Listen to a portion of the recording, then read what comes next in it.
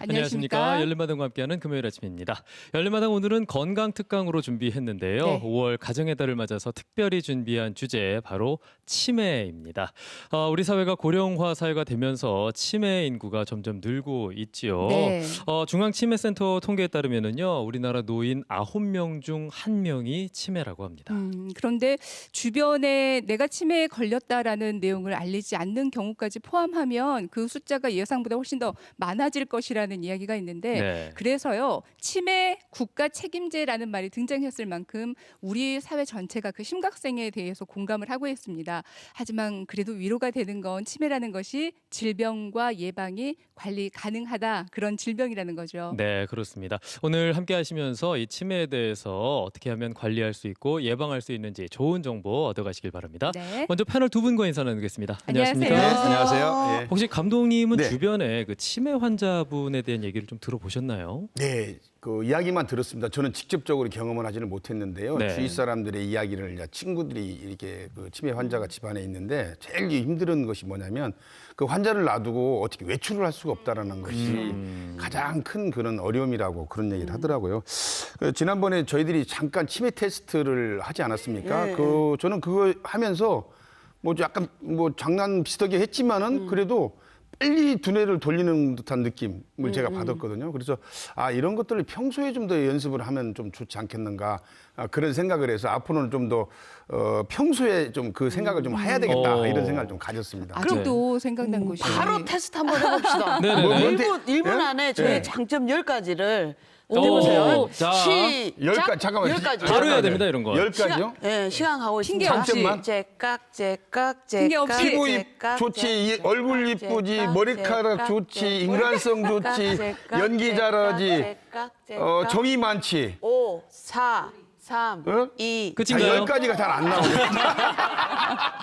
6가지. 저 상서 머리카락 좋다는 이야기 처음 들었어요.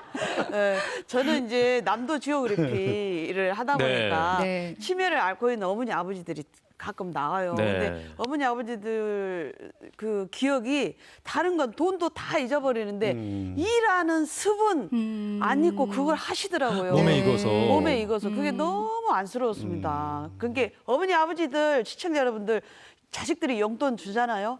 막 쓰시고 많이 웃으시고 이야기 많이 나누시고 웃는 것이 치매 예방에 도움이 된다 네. 그럽니다. 네. 우리 웃어 봅시다.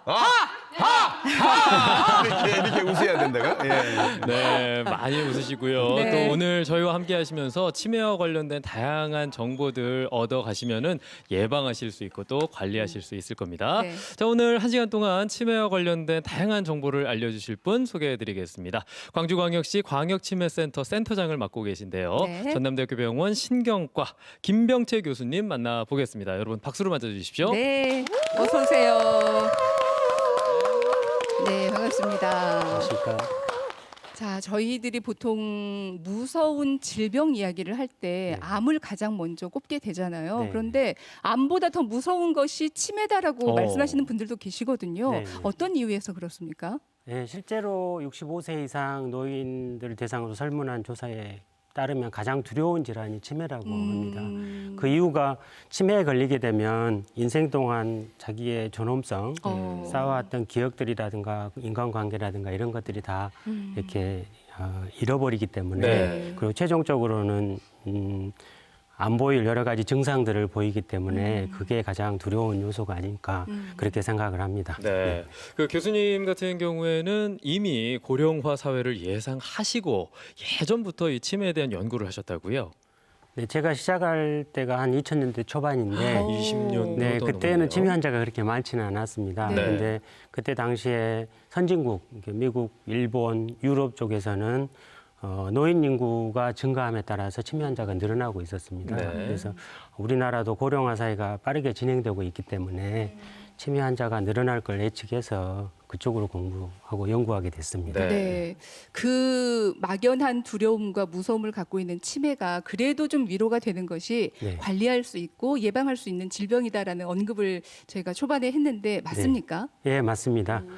실제 내과계 질환 중에 대표적인 게 고혈압, 당뇨, 고지혈증, 여러 가지 심장병들이 있는데 네. 그런 질환들도 완치가 가능한 질환은 아니고 대부분 관리하고 조기 진단해서 치료하면은 합병증이 많이 늦춰지는 질환들입니다. 이 질환들과 같이 치매도 조기 진단하고 아니면 예방할 수 있는 생활 습관을 바꿈으로 인해서 네. 관리할 수 있는 질환이라는 것을 알았으면 좋겠습니다. 네. 자, 오늘 강의를 통해서 이 치매에 대한 막연한 두려움, 공포심은 내려놓으시고요. 관리법과 예방법들 꼭 챙기시길 바랍니다. 네. 그럼 박수와 함께 강의 시작하겠습니다. 잘 부탁드립니다.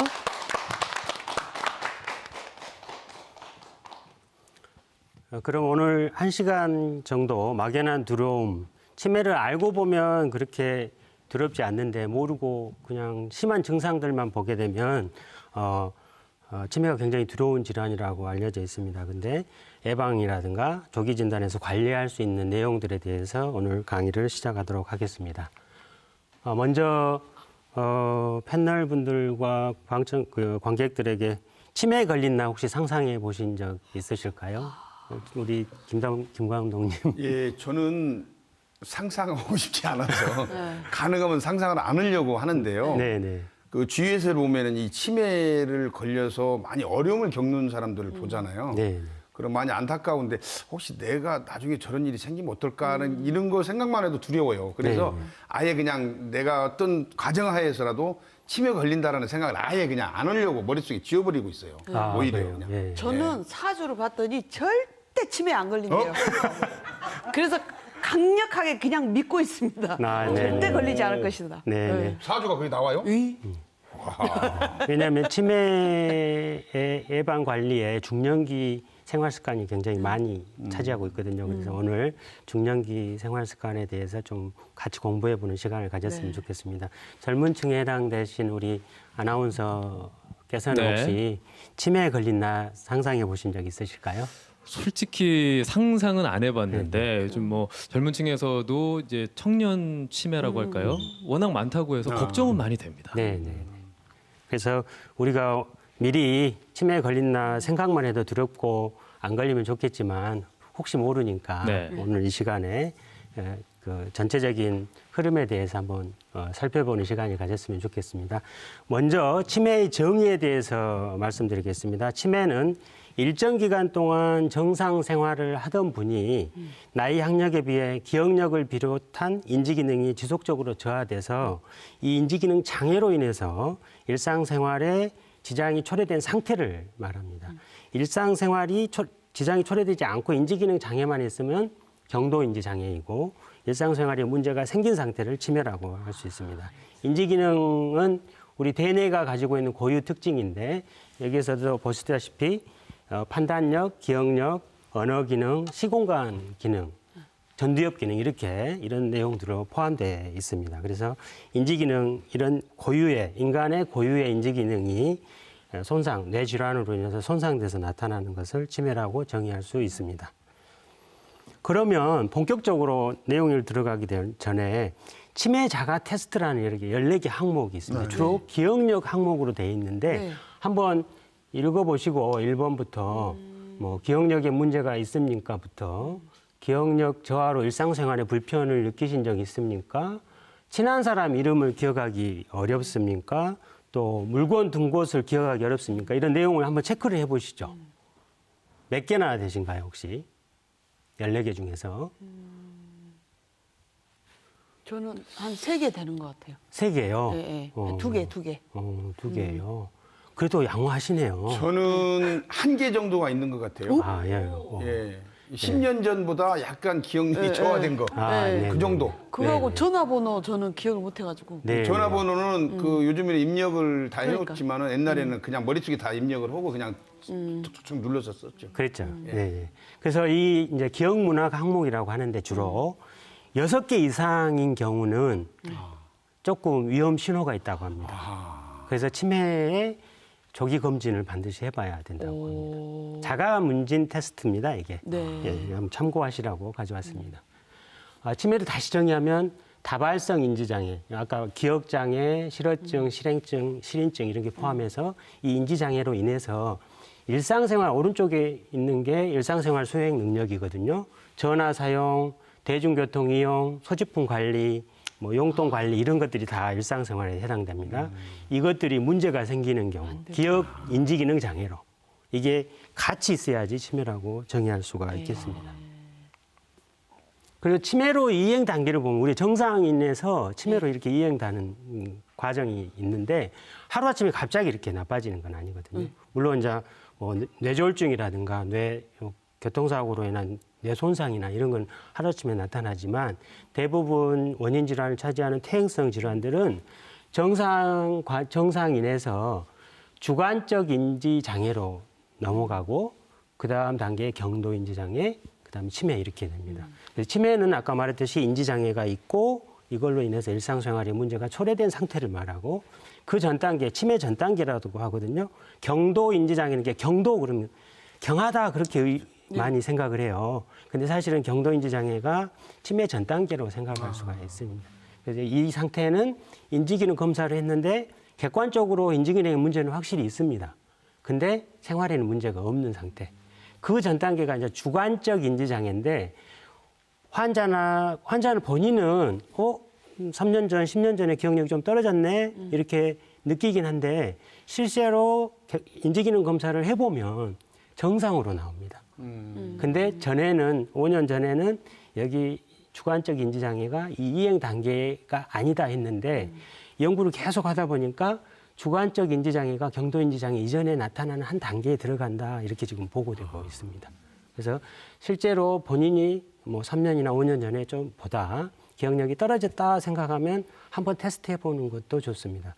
객관적 인지기능 검사 테스트를 하는 게 두 가지 이점이 있는데 현재 인지기능 상태를 평가할 수가 있고 자기만의 그리고 3년이나 5년 후에 진짜로 좀 많이 떨어졌을 때 다시 테스트하면 정상일 때 테스트한 것이 기준점이 되거든요. 그 기준점을 중심으로 얼마나 떨어졌는지 알 수 있기 때문에 주관적 인지 상태가 해당되면 한번 테스트해본 의미도 있다고 하겠습니다. 그래서 치매 전 단계를 조금 더 설명을 드리면 우리가 치매, 경도 인지장애, 주관적 인지장애 이렇게 구별할 수 있는데 그 구별하는 분류가 인지장애로 호소하는 것, 객관적 인지장애, 일상생활 문제 이렇게 평가를 할 수 있거든요. 그래서 치매는 3가지 생활 문제까지 다 초래된 경우, 경도 인지장애는 객관적 인지장애까지 손상이 있는 걸 확인됐는데 일상생활의 문제는 없는 단계. 주관적 인지장애는 인지장애만 호소하고 객관적 인지기능 검사 테스트엔 정상이고 생활도 정상인 경우를 말한다고 할 수 있겠습니다. 근데 퇴행성 질환들의 대부분은 이와 같은 경과를 거쳐서 치매에 이행하기 때문에 실제로 5년에서 10년 정도의 이행 과정을 거쳐서 진행된다고 합니다. 이렇게 치매를 일으키는 원인 질환을 보면 치매는 원인 질환 진단명이 아니고 증상을 가지고 하는 진단, 증상 진단명이라고 할 수 있습니다. 그래서 예를 들어서 배가 아프면 복통 이러듯이 머리가 아프면 두통 하듯이 그 증상을 가지고 진단하는 것이기 때문에 원인 질환 진단명이 아니고 치매가 진단이 되면 그 원인 질환을 찾는 게 중요합니다. 그래서 그 대표적인 게 퇴행성 신경질환이 가장 많습니다. 전체 치매 환자 중에 한 80, 90%, 그다음에 뇌혈관 질환이 우리나라는 서구에 비해서 조금 많습니다. 10에서 15%, 기타 질환이 뭐 5% 미만 이렇게 차지하고 옵니다. 대부분의 원인 질환이 퇴행성 신경질환. 그 중에서 가장 많은 게 여러분들도 잘 아시다시피 알츠하이머병 치매 많이 들어보셨죠? 네. 주변에도 대부분. 네, 네. 그래서 한 전체 치매 원인 질환 진단할 때 아무것도 안 하고 증상만 가지고 원인 질환을 추정할 때 대개 알츠하이머병 치매 이렇게 하면은 60, 70% 답이 맞습니다. 네, 그렇게 생각하면 되고 그 외에 퇴행성 질환 중에 두 번째로 많은 게 루이체 치매라고 있습니다. 이 루이체 치매는 알츠하이머병 치매는 기억 장애부터 나타나는데 이 루이체 치매는 환시나 환시들이 나타납니다. 아무도 없는데 누가 막 있다고 막 그러고 이런 증상들, 또 파킨슨 증상하고 또 동반된 경우도 있고 이런 증상들이 있습니다. 세 번째로 많은 게 전두축두엽 치매라고. 전두축두엽의 변성 때문에 생기는 건데 이것은 인지기능을 검사해 보면 정상인데 이상행동 증상이 나타납니다. 그래서 이웃들하고 잘 지내왔는데 이웃들이 나를 괴롭히고 피해를 준다는 피해망상이라든가 또 뭐 사소한 일에 다툼을 막 한다든가 또 주변을 고려하지 않고 염치 없는 행동을 한다든가 이런 것들이 첫 번째 증상으로 나타나는 것이 특징입니다. 뇌혈관 질환은 뇌경색, 뇌출혈 이런 질환들이 뇌졸중이라고 하는데 이런 질환들 후에 뇌 손상으로 인해서 인지 기능이 떨어져 가지고 생활에 문제가 생기는 걸 말하고 엄밀하게 말해서 뇌혈관 질환으로 인해서 신체적인 문제로 인해서 생활을 못한 것은 치매라고 정의하지 않습니다. 뇌경색으로 인해서 인지 기능에 문제가 있어서 이것으로 인해서 생활에 문제가 생활을 못하게 되는 것을 치매라고 정의할 수 있습니다. 그 외에 기타에 들어간 질환들은 초기에 발견하면 치료가 가능한 질환이기 때문에 중요합니다. 그래서 치매를 진단을 내리고 원인 질환을 반드시 찾아보자고 하는 이유 중에 하나가 5%가 되는데 원인 질환이 되는 뇌종양이라든가 정상암 뇌수두증, 뇌염, 갑상선 기능 저하증, 간선 뇌병변 이런 것들은 이걸 교정하면은 이제 원인 치매 증상이 호전됩니다. 그래서 이런 것들 때문에 반드시 원인 질환을 찾아봐야 되겠습니다.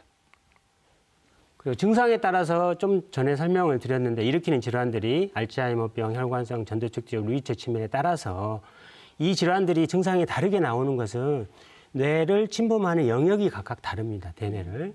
그래서 조직학적 특정 영역을 침범하고 신경 전달 물질의 이상을 초래해서 주로 알츠하이머병은 인지장애 증상, 기억력을 포함한 나타나고 전두축뒤엽 치매는 행동 증상이 먼저 나타나고 파킨슨이나 루이체 쪽은 신경학적 증상이 동반된 치매들이 나타나는 것이 특징이라고 할 수 있겠습니다.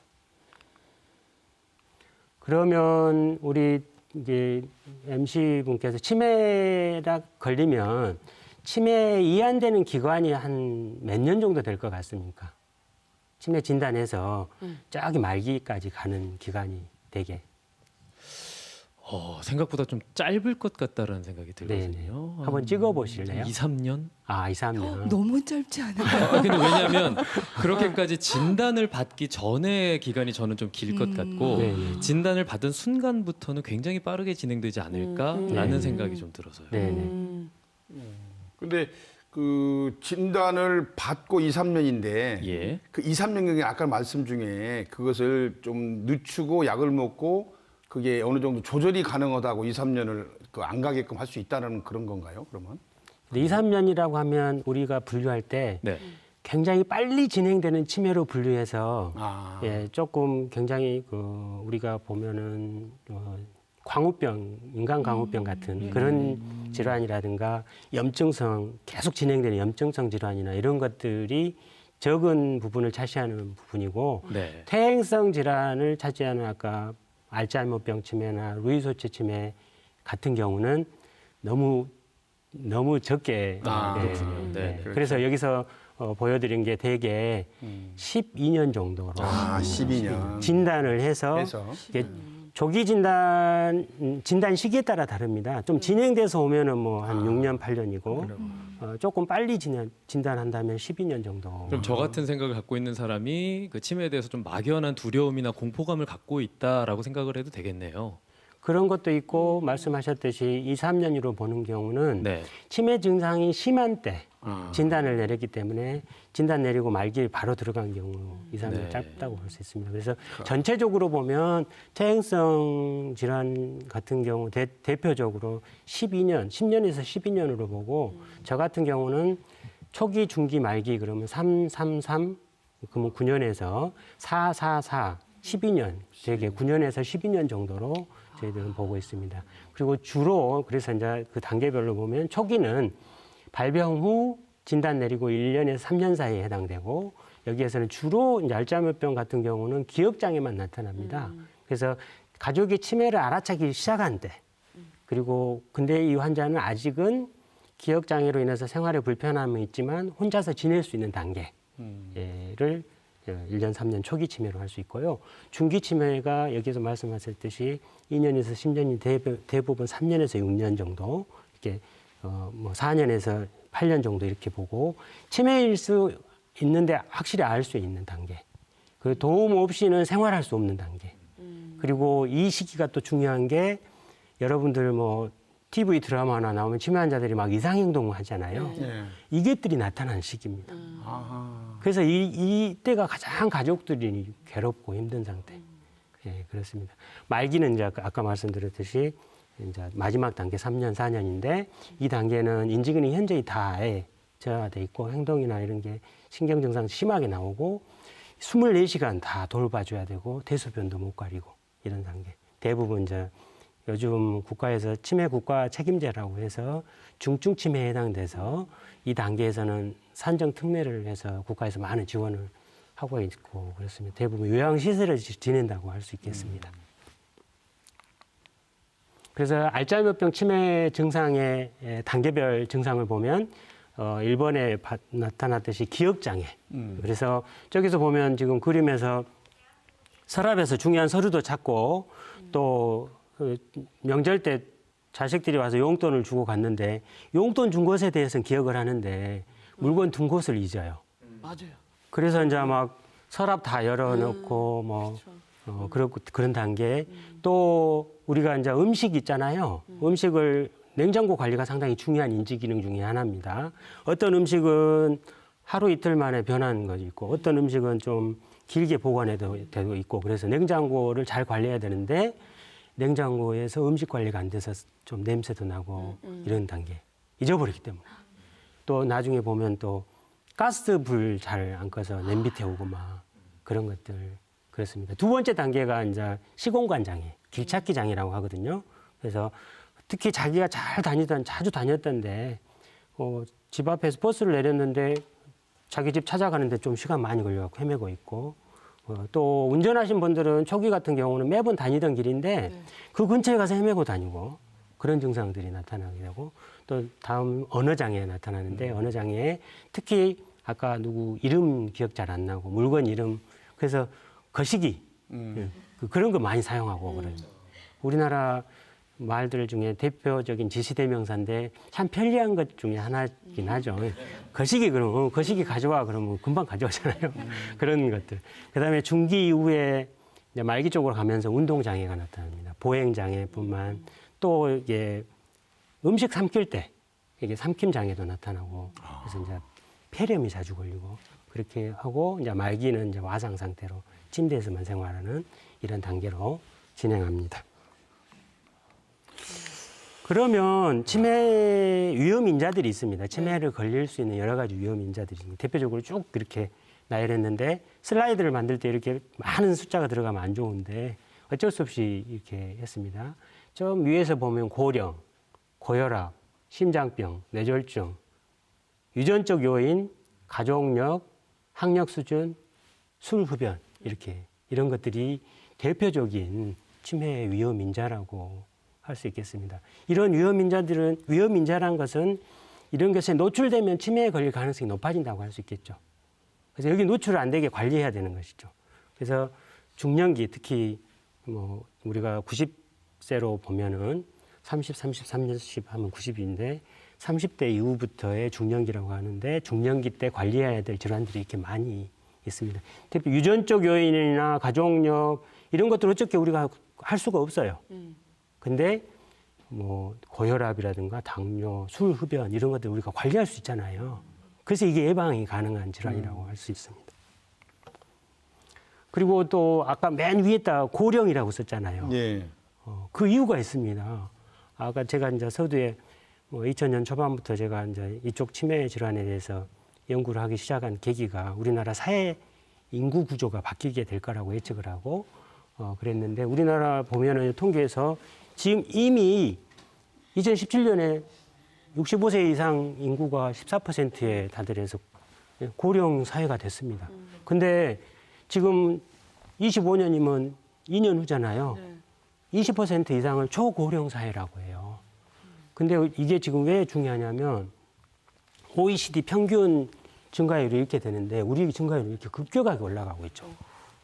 저출산 문제도 있는데 고령 사회도 초고령 사회로 되는 것도 문제입니다. 특히 보면 여기서 보면 지금 이렇게 올라가는데 치매 이제 유병률입니다. 15%로 이렇게 올라갈 건데 85세 고령 65세 이상 고령 인구 중에서 요 85세 이상 인구 비율 보세요. 85세 이상 고령이 위험 인자인데 이 인구 증가율이 점점 올라가니까 치매 환자들이 많아질 수밖에 없죠. 그래서 우리가 치매 내가 걸릴까? 그래 우리 김광동님처럼 무서우니까 내가 그냥 생각도 하기 싫어.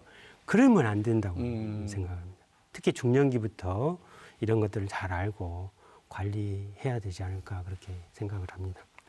피할 수 없는 단계입니다. 그러면 위험 인자를 연령대별로 한번 이렇게 보고한 결과를 말씀드리겠습니다. 우리가 초년기, 중년기, 노년기 이렇게 하는데 아까 말했듯이 뭐 30세 미만, 30세부터 60세, 60세 이상 이렇게 분류를 했는데 초년기 때 위험 인자로 알려진 이게 지금 전체적으로 이쪽 표시를 보시면 위험 인자 관리 가능한 퍼센트지가 40%입니다. 전체 위험 인자 중에 여기 60%는 잘 모르고요. 아까 말했듯이 가족력이라든가 유전적 요인 이런 것들 때문에 생기는 것이기 때문에 근데 40%에 해당되는 것을 보면 초년기에 여기 낮은 교육 수준이 여기 해당돼요. 근데 여기 7%거든요, 전체. 근데 이 녹색이 이렇게 어떻게 됩니까? 평생에 거쳐서 이렇게 영향을 주죠. 그래서 중요하죠. 교육 수준, 교육을 계속 초년기에 못 받았으면 중년기나 노년기에도 계속 교육을 해서 뇌를 써야 된다는 거죠. 뇌를. 네. 뇌를 사용해서 활용해서 뇌의 인지 기능을 키워놓는 게 중요하죠. 네, 중요하게 되겠고 중년기에 보면은 8%가 난청입니다. 정력 소실. 네, 이것도 중요한 요소고 뇌 손상, 고혈압, 알코올 섭취가 여기 들어가요. 그다음에 비만도 들어가고. 이것들이 중년기 때부터 영향을 쭉 미쳐 노년기까지 이렇게 영향을 미칩니다. 그래서 사실은 중년기 때 이제 치매 환자로 진단된 환자들을 치매군하고 아닌군하고의 중년기 때 고혈압을 비교해 보면 치매인 그룹이 고혈압이 굉장히 높아요.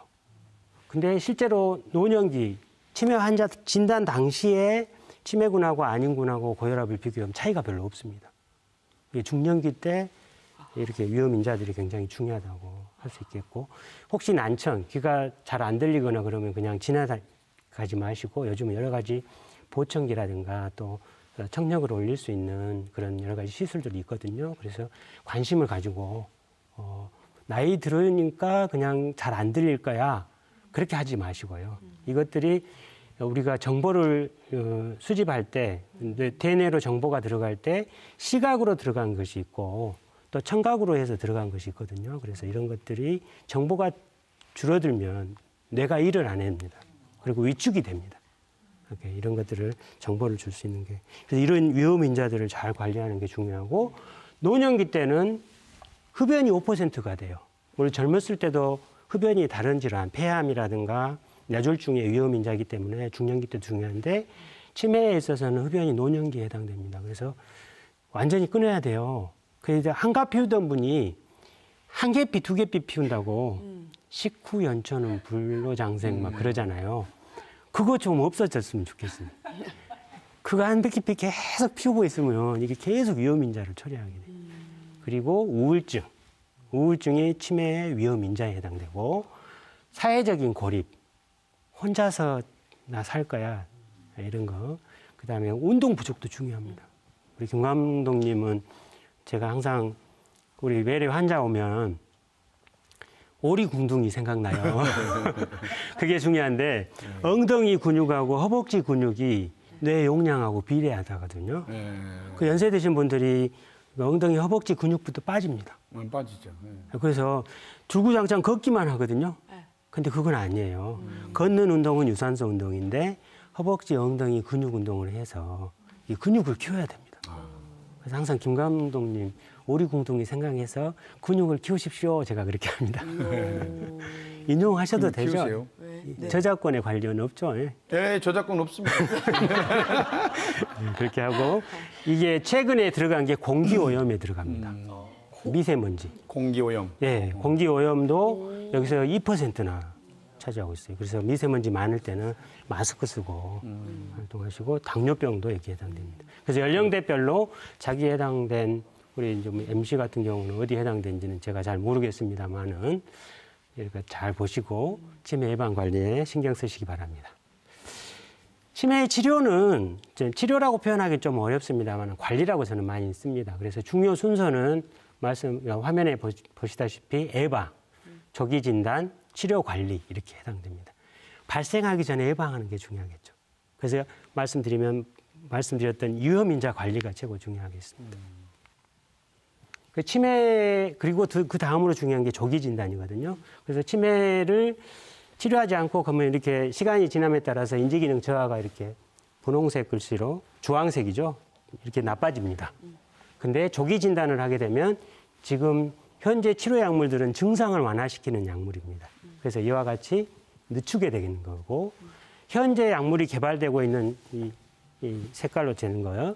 이게 잘 관리하는 건데 알츠하이머병 치매 원인 질환이라고 알려진 아밀로이드, 베타 아밀로이드 단백질이 뇌에 쌓여 있는데 지금 작년하고 올해 초에 약물이 미국 FDA에서 승인이 됐습니다. 우리나라는 아마 내년 정도 나올 건데 그 뇌에 쌓여 있는 베타 아밀로이드를 제거하는 약물들이 나오면 그런 약물들은 이렇게 진행될 것을 이와 같이 늦추는 조금 더 진행 속도를 바꾸는 그런 획기적인 방법이 나오고 있습니다. 그래서 치매는 그래도 조기 진단하고 관리를 하는 것이 중요하다고 할 수 있겠습니다. 치료 약물은 현재 치료하고 있는 약물이 크게 4가지입니다. 항콜린 효소 억제제 3가지 약물이 여기 있고 우리가 흔히 알고 있는 도네페질, 리바스티기민, 갈란타민 이런 의학적 용어인데요. 이런 약물들을 가장 많이 쓰고 있고 NMD 수용체 기량제라고 메만틴이라고 합니다. 그래서 이거 대표적으로 지금 상용화되어 있는 약물 치매라고 진단되면 처방이 나가고 있을 겁니다. 그리고 지금 방금 전에 말씀드린 개발되고 있는 단계 여기는 항아밀로이드 베타 다닐쿨론 항체 이것이 개발되고 있어서 원인 물질을 제거해 주는 것이 있고 가장 중요한 마지막에는 치매 인자 관리 이것이 중요하겠습니다.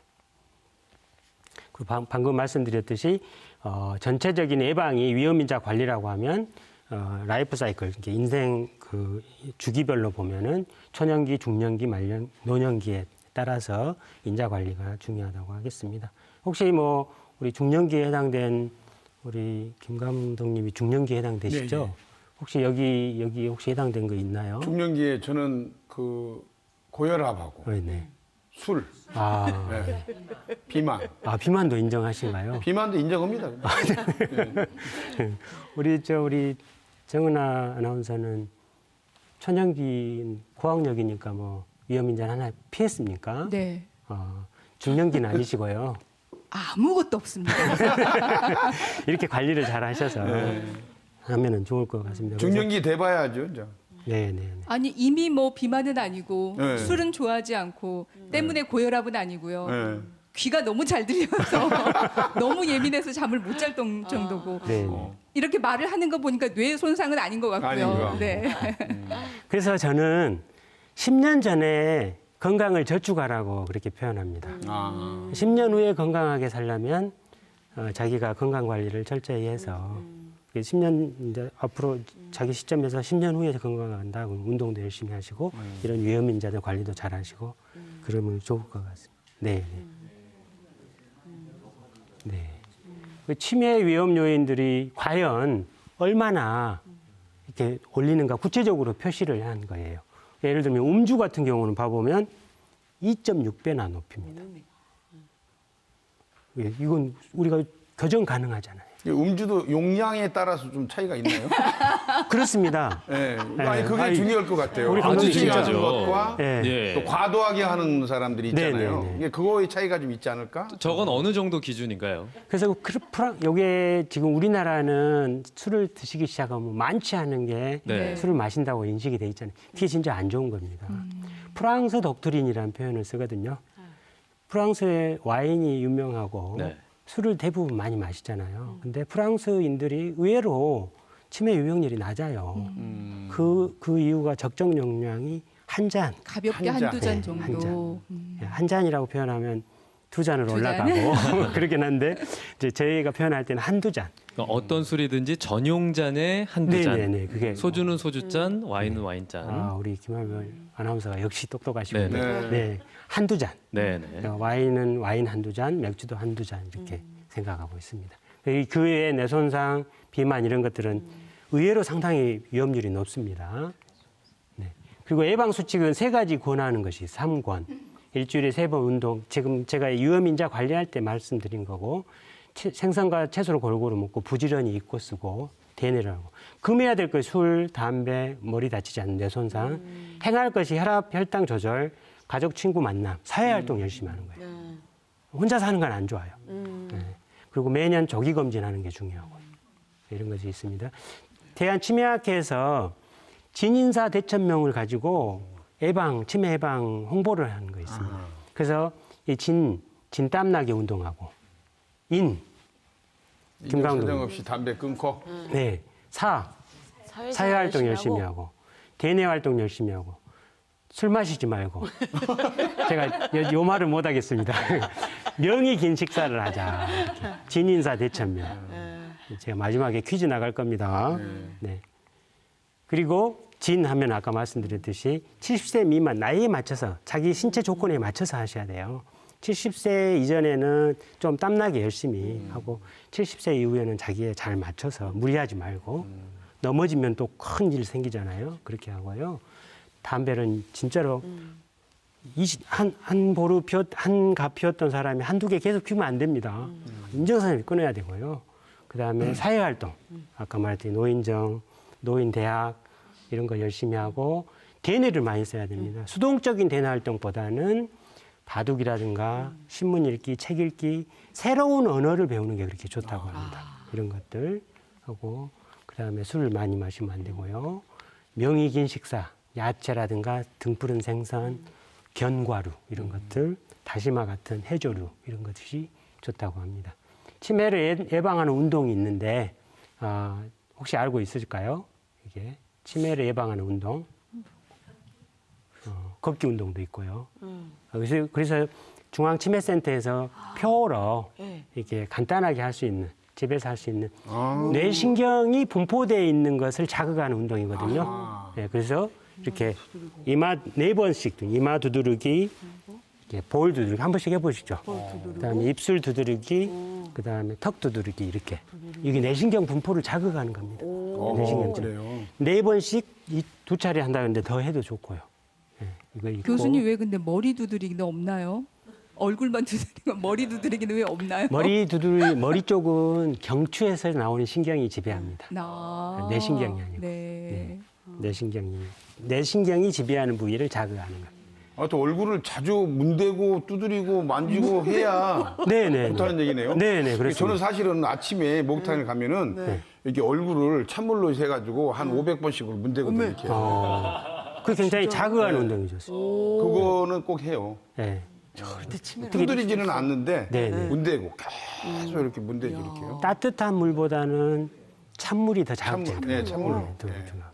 그 다음에 두 번째로 뇌신경 체조가 있습니다. 양팔 앞으로 이렇게 4번씩 하고 위로 4번씩 하고 양쪽으로 옆으로 4번씩 하고 교차해서 이렇게 4번씩 하고 이렇게. 이게 우리가 사실 생활하다 보면 상완 이게 팔 운동을 잘 안 하잖아요. 동작이 그렇게 어렵진 않네요. 어렵진 않습니다. 예. 그리고 이걸 함으로 일상에서 인해서 할 수 있는 거네요. 네, 목 운동도 이렇게 되고 목 그 근육도 풀어주고 그렇게 됩니다. 마지막은 박수 있습니다. 박수요. 주먹으로 이렇게 쥐어가지고 4번씩 박수. 이렇게 박수. 그 다음에 펴가지고 이렇게. 손끝 박수 이렇게. 손끝 그 요걸 이렇게 오목해가지고 달걀 박수라고 하거든요. 달걀 박수. 그다음에 손바닥을 이렇게 박수. 손등 박수 이렇게. 그다음에 손목을 이렇게 또 자극하는 박수. 네. 목 저희 이렇게 뒤로 해서 이렇게. 방청석에서도 늘 박수를 치시잖아요. 네. 저희가 네. 그걸 치매 예방을 위해서 도움을 드리는 거니까 더 열심히 쳐주시면 좋을 것 같습니다. 다양하게 이렇게 자극을 해서 그러네요. 네. 박수를 하시면 좋을 것 같습니다. 일상화를 시켜야 되겠네요. 그냥 네, 평소에. 진인사 대천명 한번 해보실까요? 진땀나게 운동하자. 운동하기. 네, 운동하고. 인정사정 없이. 담배 끊자. 담배 끊자. 네. 사회생활. 사회생활. 사회활동 열심히 네. 하자. 네. 대뇌를 많이 쓰자. 대뇌 대뇌. 활동 열심히 하자. 네. 천, 천박하게 술을 마시지 말자. 너무 과도하게 먹지 말자. 천박하게 많이 술 먹는 먹지 마, 과도하게 먹지 마라. 네, 명 명이 명이 긴 긴 식사. 음식을 식사하자. 예, 치매 먹자. 예방, 생활 습관 변화, 진인사 대천명을 꼭 기억해 주시기 바랍니다. 네. 우리가 막연한 치매에 대해서 강의를 이상 마치겠습니다. 네, 박수 한번 감사합니다. 주시겠습니까? 자, 저희가 강의를 너무 즐겁게 잘 들었습니다. 두 분께서도 정말 집중해서 들으셨는데 혹시 뭐 궁금한 점이나 다른 게 좀 저는 있으실까요? 강의 중에 그 네네. 유전적인 것도 치매 그 확률이 꽤 높은 걸로 알고 있는데 만약에 내 가족이 치매를 앓았다. 네. 그러면 이제 예를 들어서 일찍부터 조기 진단을 해서 안 나오지 않겠어요? 네, 네. 그렇다고 하더라도 유전적으로 뭐 약물 치료를 미리 한다든가 이것도 가능한가요? 그런 것은 아직까지는 안 하고 내가 있고요. 내 가족이 그런 가족력이 있으면 네, 네. 뭐 다른 일상은 좀 뭐 당연히 조심해야 되겠지만 약물적인 그런 것도 미리 선제적으로 할 수 있는가? 실제로 지금 이제 우리나라는 안 하고 있고요. 네. 미국에서 이렇게 치매 위험 유전 인자 중에 중요한 게 아포지질 단백질이라고 있습니다. 네네. 이게 엡실론 4, 이렇게 사형을 가지고 있는 유전형을 가지고 있는 가족들이 위험 인자가 있고 그건 이제 위험 유전 인자라고 하고요. 네. 치매 위험 유전병을 가지고 있는 게 있습니다. 그 유전자를 가지고 있으면 치매가 걸립니다. 100%. 예, 그 이제 뭐 주로 이제 젊은 50대, 60대 때 시작되는 병이 있는데 그 가족들을 대상으로 하는 디안 연구라고 미국에서 그 연구를 하고 있습니다.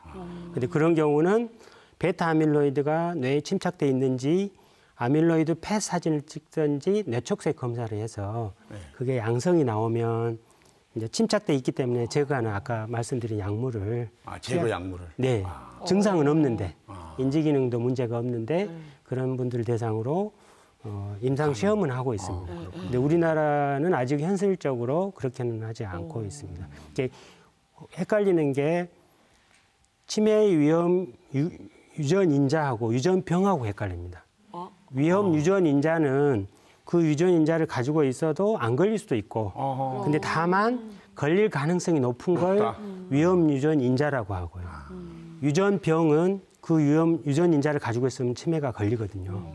근데 대부분 지금 외래에서나 환자를 볼 때 위험 유전 인자를 평가하고 50대나 60대 초반 미만으로 왔을 때 가족력이 있을 때는 그 유전병 검사를 합니다.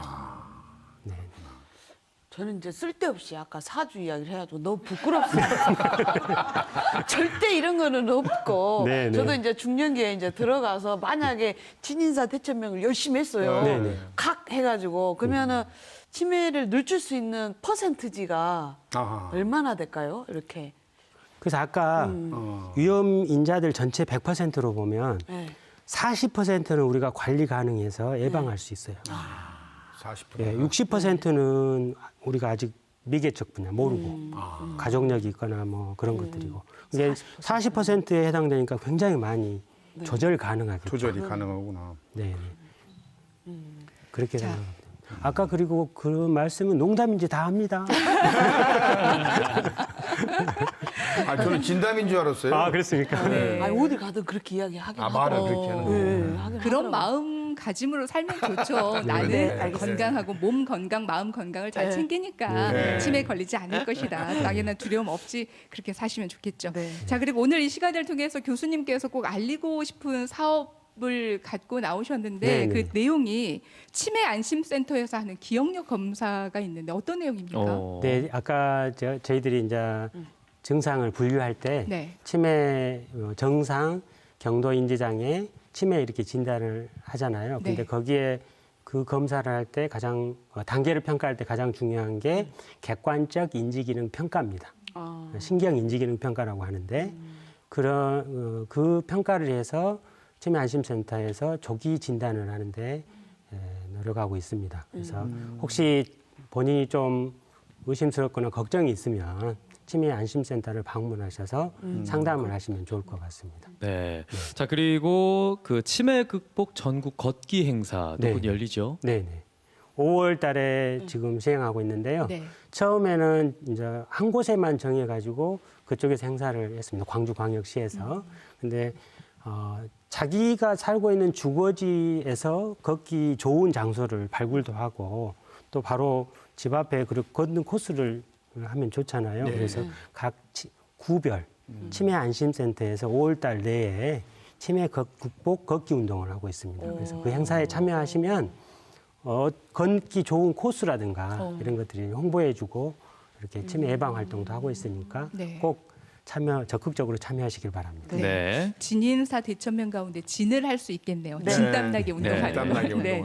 자, 그리고 지금부터는 Q&A 시간을 좀 가져보려고 해요. 예. 치매와 관련된 다양한 질문들 저희가 준비했는데요. 네. 자, 첫 번째 질문부터 드리겠습니다. 건망증과 두통이 심해지는데 치매의 전조 증상일까요?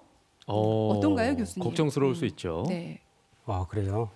실제로 건망증은 치매 아까 이행 관계에서 건망증은 그 이행 단계에 들어가 있지는 않습니다.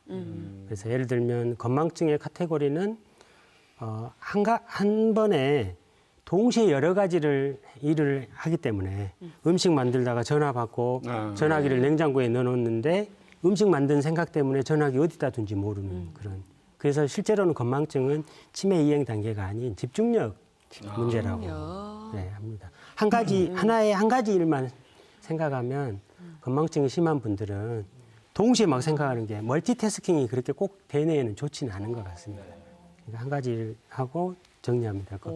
두통은 치매를 유발하는 여러 가지 질환 중에 두통이 동반된 경우가 있는데 극히 드뭅니다. 아까 말씀드렸듯이 뇌염이라든가 또 가끔 복합 부분 말짝에 해당되는 뇌전증이나 이런 것들이 두통을 동반하는 그리고 장기적으로 노출됐을 때 치매로 이행될 수 있는데 그런 경우는 굉장히 드물고 두통의 대부분은 기능성 두통이라고 우리가 흔히 말하는 편두통이나 긴장성 두통 이런 것들이기 때문에 뇌 기질성 두통이 기질성 원인 질환에 의해서 두통이 생긴지는 조사를 해봐야 되지만 직접적인 인과관계는 아니라고 볼 수 있겠습니다. 네. 자, 다음 질문 드리겠습니다. 남성보다 여성 치매 환자가 많은 이유는 무엇일까요? 실제로 많습니다. 아, 그래요? 네. 근데 어떡하지? 우리나라 평균 수명을 남녀로 따지면 평균 수명이 어쩌죠? 여성이 더 오래 사는 거 아닌가요? 오래 살죠. 네, 그렇죠. 네. 그러니까 여성이 고령자가 많죠. 아, 그 아까 이유인가요? 그거 있고요. 네. 또 지금 우리 노인분들의 세대를 보면 이렇게 좀 뭐 정신과 용어로는 우라병도 있고, 화병. 화병. 그 막 우울증도 많고 그러거든요. 네. 네, 그래 좀 억압받고 그런 것들이 장기간 있으면서 우울한 상태가 오래되고 그런 요소들이 있지 않았을까. 그리고 남성분에 비해서 상대적으로 사회 활동이 좀 또 요즘은 많은 여성분들도 사회 활동 적극적으로 하시더라고요. 남성보다 더 적극적으로 하신 것 같아요. 그렇죠. 그런 면에서는 그 차이가 줄어들지 않을까 그렇게 예측하고 있습니다. 추가 질문을 드리자면요. 주변에 출산하신 분들이 출산하고 났더니 정말 다르다. 기억이 안 난다는 이야기 진짜 많이들 하시거든요. 많이들 합니다. 혹시 관련이 있습니까? 그것은 통계적으로는 없나요? 의학적으로는 증명되죠. 기분 탓인가요?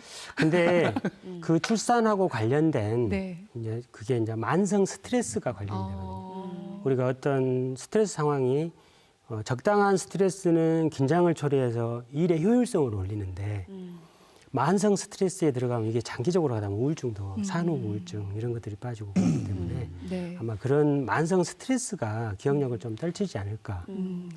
뭐 출산하고 이렇게 육아가 엄청 스트레스잖아요. 네, 그렇죠. 네, 그렇게 저는 생각하고 있습니다. 네, 알겠습니다. 자, 다음 질문 드릴게요. 오래된 일은 다 기억하는데 치매인가요? 오래된 일. 오래된 건 기억을 하고 최근 최근 일은 것들은 덜 깜빡깜빡하고. 기억하고 기억을 잘 못하고. 그렇죠. 오래된 기억 다 기억하는데 치매는 아니죠. 근데 오래된 이제 조건이 있어야 돼요. 네. 오래된 일은 다 기억하는데 최근 기억은 나지 않는다. 그건 치매인가요? 그건 치매의 위험이 굉장히 높습니다. 치매의 특징이 그렇습니다. 네. 우리 기억력을 하는 뇌 중추가 최근 기억은 주로 측두엽 이런 데 분포하고 있고요. 그다음에 오래된 기억들은 뇌 여러 곳에 분포를 합니다. 그러니까 저장 공간이 달라서군요. 그리고 이제 기억을 형성하는, 기억을 만드는 뇌가 축두엽 쪽에서 주로 이루어지고 있고요. 근데 알츠하이머병 같은 경우는 축두엽, 두정엽 부위에 손상이 처음 시작되거든요. 네. 그래서 기억력이 문제가 생기는데 옛날 기억은 이미 다른 곳에 여러 군데 저장되어 있는 기억들은 이제 손상을 덜 받고 네. 최근 기억들. 그래서 최근부터 이게 80세다 그러면 75세, 70세, 65세 이렇게 그 손주 이름부터 먼저 읽고 자식 결혼한 거 있고 그다음에 애들 클 때 이렇게 옛날 기억은 남아 있는 게 특징. 네. 심해지면 이제 옛날 기억도 소실됩니다. 자, 다음 질문 가겠습니다. 같은 질문을 여러 번 하는 것도 치매 증상인가요? 근데 원인에 따라서 다릅니다. 질문을 해서 정확하게 인지를 했는데 네. 그래서 확실히 알았어요. 근데 잊어버리고 질문하는 거. 이것은 치매 증상이라고 할 수 있는데요. 예, 예.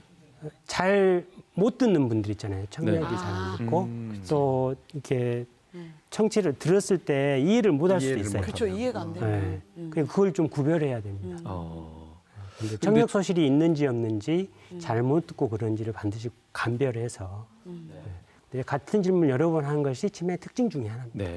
혹시 추가 질문을 해보자면 저희가 뭐 알코올성 치매다 이런 식으로 그냥 얘기를 하는데 네. 약주를 하시면 꼭 했던 질문 또 하고 했던 질문 말 또 또 하고 하고, 했던 말 또 또 하고 하고. 하시는 분들도 네. 있거든요. 네. 이게 순간적으로 그 순간만큼은 그 치매 증상이 잠깐 나타나는 건지 주사 아닐까요?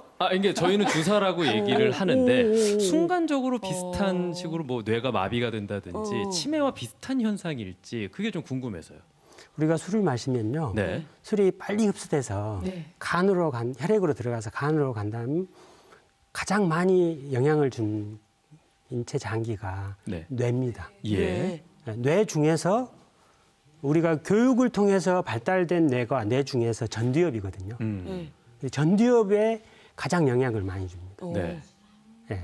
그 전두엽 기능을 떨치니까 술 먹으면 안 먹을 때 하고 다른 행동도 하고 아까 말씀했듯이 자제가 잘 안 되고 네. 뭘 하려면 같은 일을 반복하려고 하고 그런 일들이 생긴다고 합니다. 그럼 치매랑도 비슷한 현상인 건가요? 그렇다면? 전두엽이 손상돼서 나오는 전두축두엽 치매 같은 경우와 알코올성 치매가 유사할 수가 있습니다. 유사할 수 있는 네. 거군요.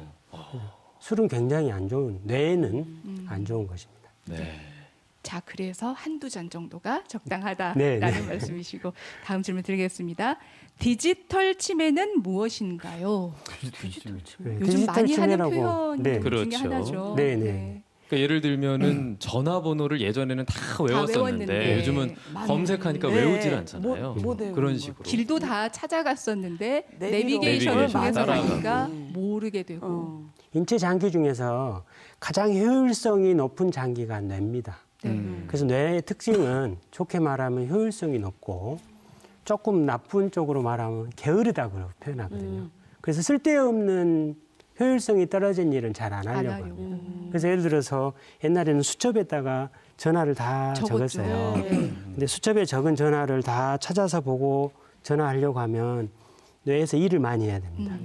그러니까 쉽게 하려고 외워버리는 거죠. 그걸 더 쉽다고 느끼는 거군요. 네네. 근데 핸드폰이나 이런 걸 사용할 때, 디지털 사용할 때는 그걸 안 해도 내가 할 일을 요 디지털 기계가 해주니까 어쩌니까. 네. 바로 찾으면 되잖아요. 그 대표적으로 내비게이션 있잖아요. 네. 옛날에는 어디 찾아가면 한 번 찾아가면 그 길을 다 기억하시잖아요. 내가 다음에 올 때 효율성을 올리기 위해서 최소한 사용하려고 다 기억해 버리는 기억하죠. 거죠. 그런데 내비게이션 하면 안 써도 다 찾아주니까 그 뇌를 사용하지 않으면 이런 것들이 퇴화가 됩니다. 디지털 치매라고는 표현을 하지 않은데 사용하지 않은 뇌 기능은 저하될 수밖에 없습니다. 네. 그래서 저는 디지털 치매 같으네요. 어떤 면에서? 저는 노래 가사를 옛날에는 다 외워서 노래 가사도 그렇죠. 예. 지금은 노래를 앞에 자막이 없으면 노래를 못 해요. 그러니까요. 그러니까 디지털 치매죠. 네. 근데 그럴 요즘 수 있죠. 감독님 말고도 대부분이 대부분의 그러긴 하긴 시민들께서 하는데. 나만 그런 건 아닌가요? 네, 그러실 거예요. 스마트폰이나 노래방 이용을 많이 이게 하시면. 이게 노래를 하려면 이게 분명히 있어야 노래 같아요. 네. 가사가 잘 안 되더라고요. 공연 다닐 네. 때 그 내비를 이렇게 하니까 예전에는 옆에서 지도 찾아주고 모든 단원들이 오른쪽으로 가라요, 왼쪽으로 가요 이렇게 하면서 대화도 많이 했는데 진짜 다 잠만 자니까 대화도 끊어지는 것 같아요. 네. 예. 자, 그렇다면 저희가 스마트폰이나 이런 문명의 이기를 활용을 안 할 수는 없지 않습니까? 그렇죠. 혹시 교수님께서는 그럼에도 불구하고 뇌 활동을 좀 활발히 하기 위해서 좀 특별히 노력하거나 훈련하시는 게 있으신지? 저는 가장 효율적인 훈련이 뭐 대뇌 활동을 많이 한 것도 중요한데 네. 가장 효율적인 것이 운동입니다. 운동. 네, 유산소 운동하고 아까 네. 말씀드렸듯이 우리 김 감독님 오리궁둥이, 네. 스쿼트. 스쿼트, 네. 런지 네, 하체 이런 훈련, 근육 운동을 근육 많이 운동. 해요. 이게 중요하고요. 또 하나는 독서하기. 독서. 예.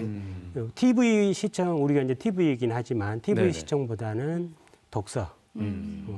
독서를 하면서 독서를 하게 되면 그 상황을 뇌에서 상상을 하거든요. 네네. 그런 과정을 통해서 그리고 새로운 언어를 배우는 게 뭐 해외여행 많이 가니까 그 여행 그 나라 여행 가기 전에 중요 몇 마디 인사말이라든가 이런 것들 새로운 걸 언어를 배우는 것이 대뇌 활동을 많이 활용할 수 있다고 합니다. 네.